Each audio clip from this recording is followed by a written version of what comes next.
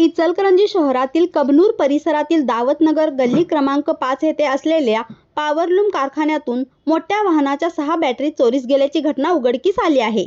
या प्रकरणी दिनेश बलवान राहणार कबनूर यांनी इचलकरंजी शिवाजीनगर पोलीस ठाण्यात फिर्याद दाखल केली होती। फिर्यादीच्या तक्रारीवरून पोलिसांनी भारतीय न्याय संहिता कलम 305 अ व 331(4) अंतर्गत गुन्हा नोंदवून तपास सुरू केला। तपासादरम्यान पोलिसांनी संशयावरून ऋषिकेश चोरगे व सौरभ सुनील मगदूम यांना अटक करून न्यायालयात हजर केले।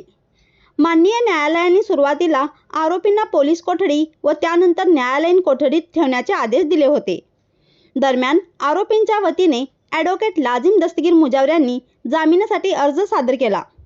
यावेळी त्यांनी न्यायालयात प्रभावी युक्तिवाद करत आरोपींनी कोणताही गुन्हा केलेला नसून त्यांच्या अटकेस ठोस कारण नाही, तसेच त्यांच्याकडून कोणतीही जप्ती बाकी नसल्याचे नमूद केले। सरकार पक्ष व पोलिसांनी या जामीन अर्जास विरोध केला।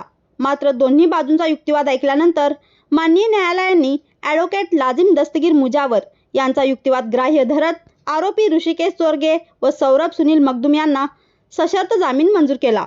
या प्रकरणात ॲडव्होकेट लाजिम दस्तगीर मुजावर यांना advocate Uma Mandal, advocate Ajay Mandhare, advocate Neeta Kamble, advocate Ganesh Gore, advocate Akhil Mujawar व जयवंत घोरपडे यांनी सहकार्य केले।